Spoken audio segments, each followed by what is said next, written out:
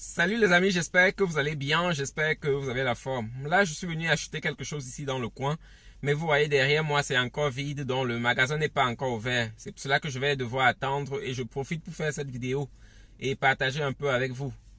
Les amis, vous savez qu'aux États-Unis, s'il y a quelque chose dont on peut être fier, lorsqu'on vit aux États-Unis, c'est la justice. Parce qu'en général, ici, tout le monde est égal devant la justice. Si vous vous rappelez, il y a quelque temps avant les élections, le président Trump a été interpellé plusieurs fois devant la justice et là, son statut n'a pas joué un rôle important. Son statut d'ancien président ou bien de milliardaire, ça ne compte pas aux États-Unis. Lorsque vous avez un problème, la justice est équitable. C'est vrai qu'il y a parfois des dérapages, il peut y avoir des erreurs aussi.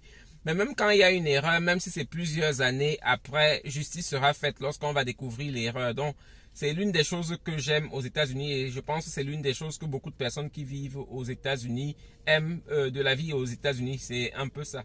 Alors, si vous avez suivi les infos ces jours-ci, vous savez que le prince Harry, le prince de l'Angleterre, est à la une ces jours-ci.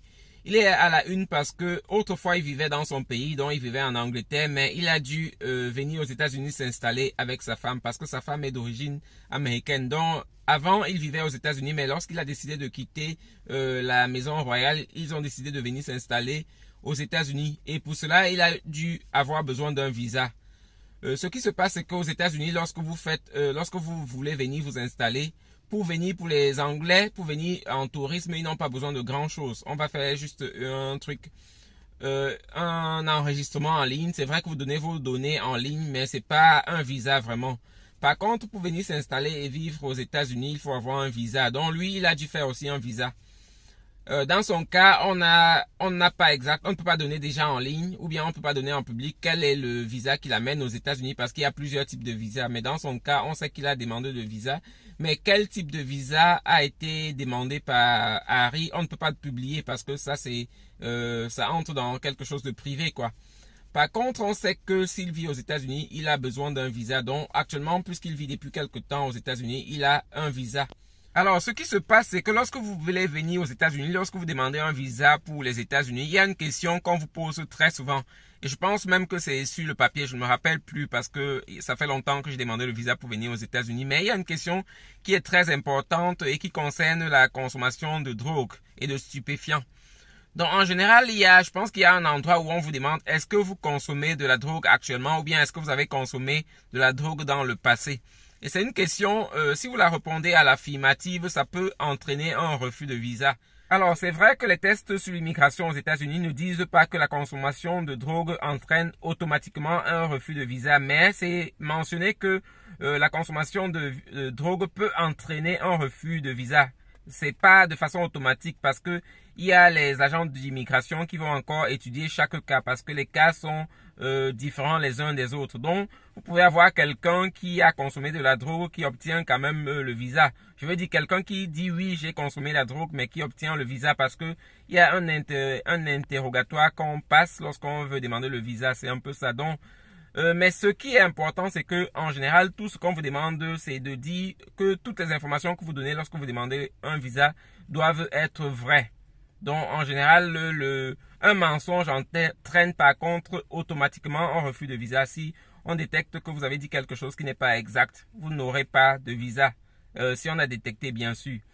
Donc, dans le cas de Harry, ce qui s'est passé, c'est que des gens soupçonnent qu'il aurait dit qu'il n'a jamais consommé la drogue.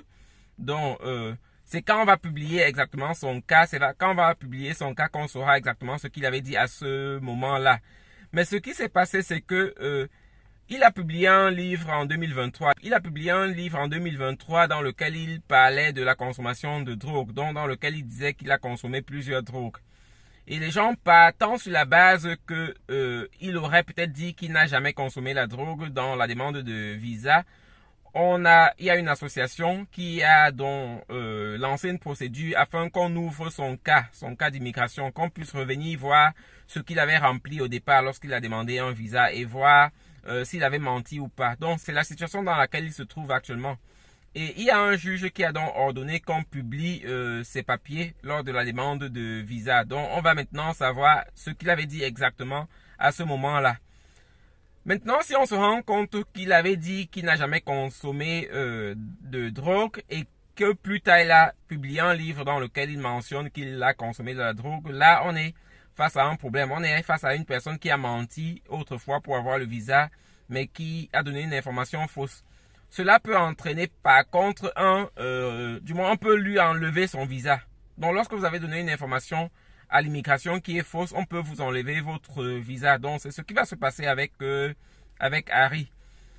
Bon, maintenant, même si on constate qu'il a menti au départ, il peut prendre un avocat, il peut passer par une autre procédure. Je ne sais pas s'il pourra gagner, mais ce qui est vrai, c'est que lorsque vous donnez une information fausse, lorsque vous demandez le visa, ça peut vous entraîner un retrait de visa. Donc, c'est la situation dans laquelle il se trouve actuellement. Et maintenant, pour nous, ce qu'on doit faire, c'est qu'il faut apprendre de cette situation-là. Il faut apprendre de cette situation-là parce que je sais que beaucoup de personnes qui me suivent ici ont participé à la DV Loterie ou bien veulent participer à la DV Loterie et certains veulent demander d'autres types de visas. C'est important lorsque vous voulez immigrer aux États-Unis de donner les informations vraies parce que à chaque moment qu'on constate que vous avez donné une information fausse et que vous avez menti, on peut vous enlever votre visa parce que lorsque vous remplissez la fiche pour demander le visa, à la fin, il y a un endroit où vous allez cocher que toutes les informations que vous avez données sont vraies et que si jamais on constate qu'une information que vous avez donnée n'est pas vraie, on peut vous enlever le visa. Donc, en général, lorsque vous voulez demander le visa, essayez de donner les informations qui sont justes, les informations que vous pouvez redonner à tout moment. En général, ce qui est vrai reste vrai. Donc, c'est un peu ça. En tout cas, ne tombez pas dans ce piège de donner les informations fausses parce que si un jour on découvre que vous avez donné les informations fausses, on peut vous enlever le visa et pas seulement vous enlever le visa, ça peut entraîner plusieurs autres conséquences parce que là aussi dans les papiers de l'immigration, on ne parle pas uniquement du retrait de visa, on parle d'autres choses qui peuvent s'ajouter à ce retrait de visa. Vous pouvez faire la prison, vous pouvez subir plusieurs autres choses. Donc c'est important lorsque vous demandez le visa de donner les informations justes. Donc c'est ce que je voulais partager avec vous dans cette vidéo. J'espère que vous avez aimé. Si vous avez aimé, laissez le pouce bleu et partagez la vidéo pour que chacun qui demande un visa soit au courant de tout ce qu'il attend si jamais il donne une information fausse. Passez une bonne journée. Bye.